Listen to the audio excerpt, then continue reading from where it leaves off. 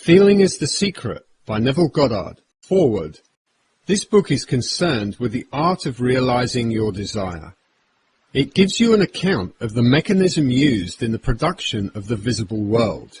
It is a small book, but not slight. There is a treasure in it, a clearly defined road to the realization of your dreams.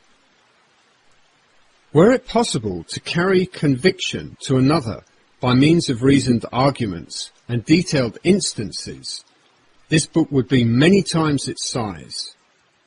It is seldom possible, however, to do so by means of written statements or arguments, since to the suspended judgment it always seems plausible to say that the author was dishonest or deluded, and therefore his evidence was tainted.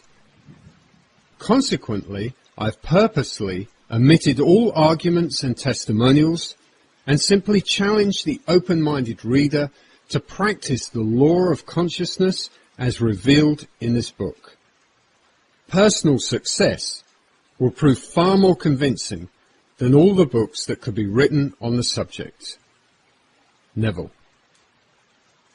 Chapter 1. The Law and its Operation. The world and all within it is man's conditioned consciousness objectified. Consciousness is the cause as well as the substance of the entire world. So it is to consciousness that we must turn if we would discover the secret of creation. Knowledge of the law of consciousness and the method of operating this law will enable you to accomplish all that you desire in life. Armed with a working knowledge of this law, you can build and maintain an ideal world. Consciousness is the one and only reality, not figuratively, but actually.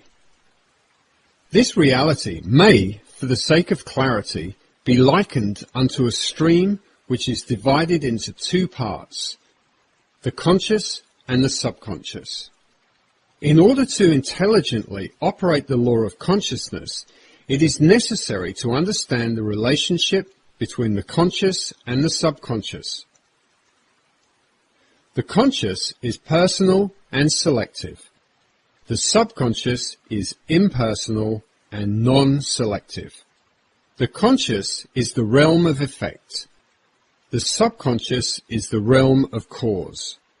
These two aspects are the male and female divisions of consciousness. The conscious is male, the subconscious is female. The conscious generates ideas and impresses these ideas on the subconscious, and the subconscious receives ideas and gives form and expression to them.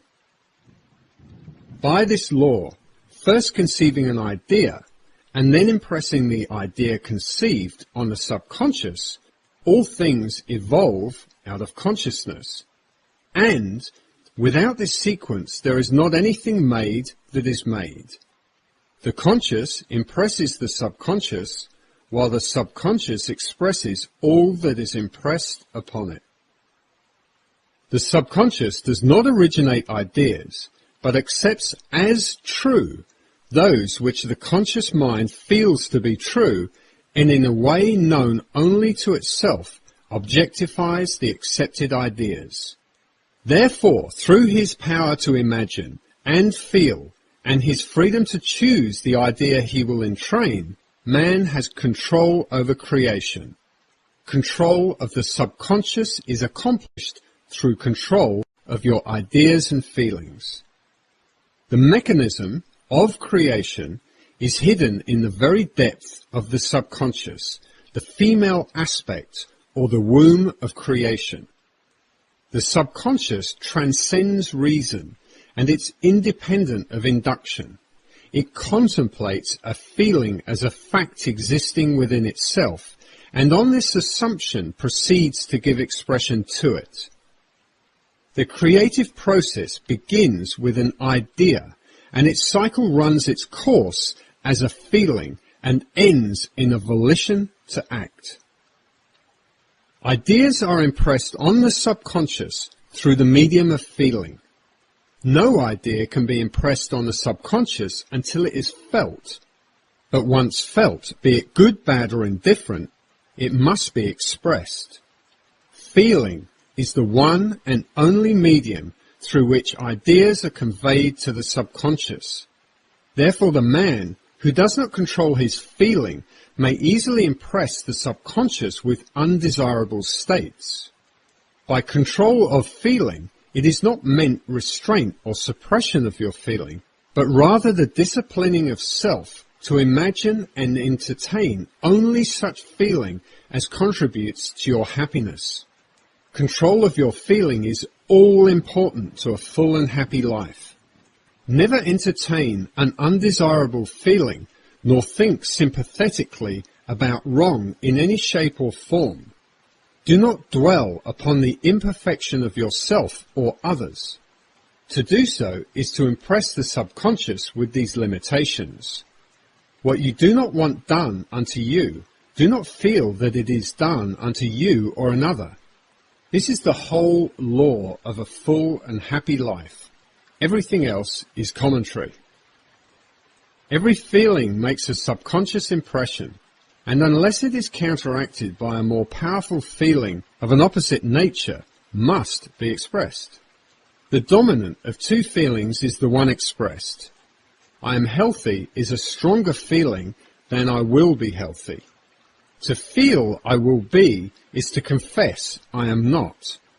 I am is stronger than I am not. What you feel you are always dominates what you feel you would like to be. Therefore, to be realized, the wish must be felt as a state that is, rather than a state that is not. Sensation precedes manifestation, and is the foundation upon which all manifestation rests. Be careful of your moods and feelings, for there is an unbroken connection between your feelings and your visible world. Your body is an emotional filter and bears the unmistakable marks of your prevalent emotions.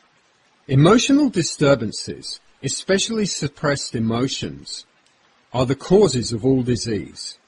To feel intensely about a wrong without voicing or expressing that feeling is the beginning of disease, dis-ease, in both body and environment. Do not entertain the feeling of regret or failure, for frustration or detachment from your objective results in disease. Think feelingly only of the state you desire to realize. Feeling the reality of the state sought and living and acting on that conviction is the way of all seeming miracles. All changes of expression are brought about through a change of feeling. A change of feeling is a change of destiny. All creation occurs in the domain of the subconscious.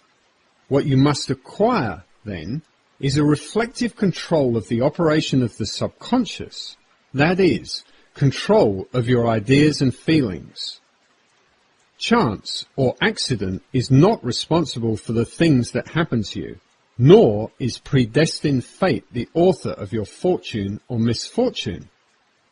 Your subconscious impressions determine the conditions of your world. The subconscious is not selective. It is impersonal and no respecter of persons. The subconscious is not concerned with the truth or falsity of your feeling. It always accepts as true that which you feel to be true. Feeling is the assent of the subconscious to the truth of that which is declared to be true.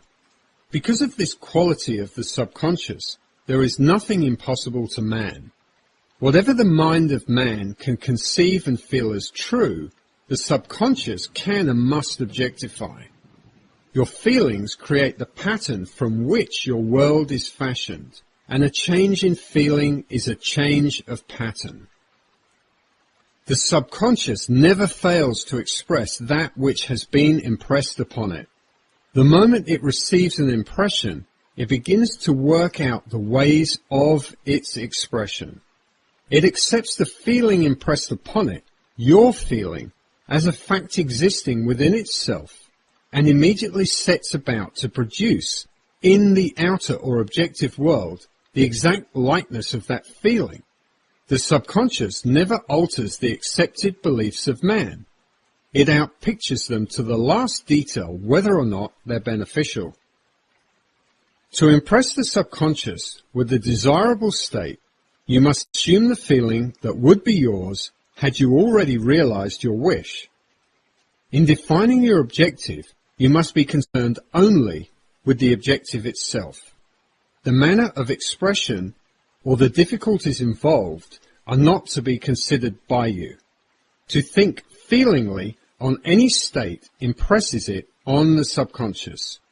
Therefore, if you dwell on difficulties, barriers, or delay, the subconscious, by its very non-selective nature, accepts the feeling of difficulties and obstacles as your request and proceeds to produce them in your outer world. The subconscious is the womb of creation.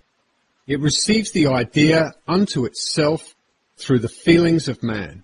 It never changes the idea received, but always gives it form. Hence, the subconscious outpictures the idea in the image and likeness of the feeling received. To feel a state as hopeless or impossible is to impress upon the subconscious with the idea of failure. Although the subconscious faithfully serves man, it must not be inferred that the relation is that of a servant to a master, as was anciently conceived. The ancient prophets called it the slave and servant of man. St. Paul personified it as a woman and said, the woman should be subject to man in everything. The subconscious does serve man and faithfully gives form to his feelings. However, the subconscious has a distinct distaste for compulsion and responds to persuasion rather than to command. Consequently, it resembles the beloved wife more than the servant.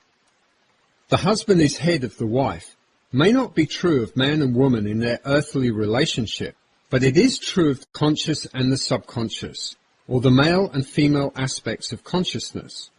The mystery to which Paul referred when he wrote, "This is a great mystery, he that loveth his wife loveth himself, and they two shall be one flesh," is simply the mystery of consciousness. Consciousness is really one and undivided, but for creation's sake it appears to be divided into two.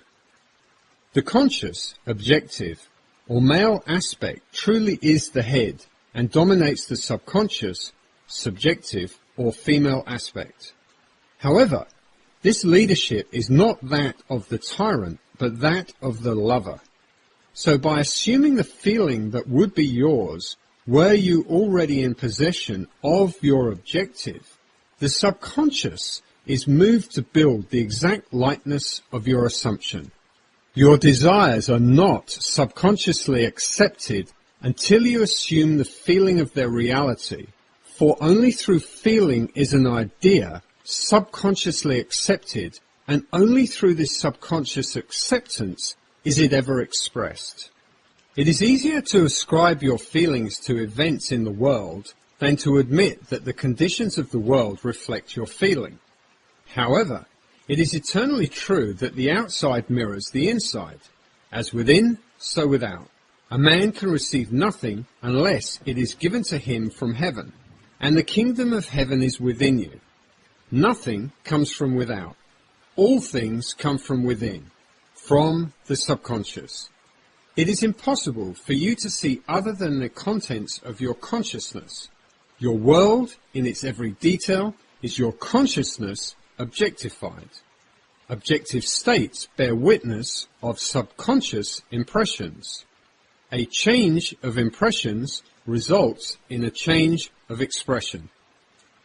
The subconscious accepts as true that which you feel is true, and because creation is the result of subconscious impressions, you, by your feeling, determine creation.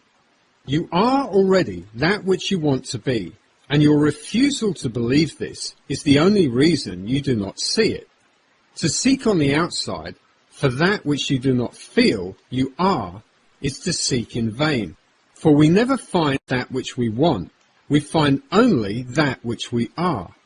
In short, you express and have only that which you are conscious of being or possessing. To him that hath, it is given. Denying the evidence of senses and appropriating the feeling of the wish fulfilled is the way to the realization of your desire. Mastery of self-control of your thoughts and feelings is your highest achievement. However, until perfect self-control is attained, so that in spite of appearances you feel all that you want to feel, use sleep and prayer to aid you in realizing your desired states. These are the two gateways into the subconscious.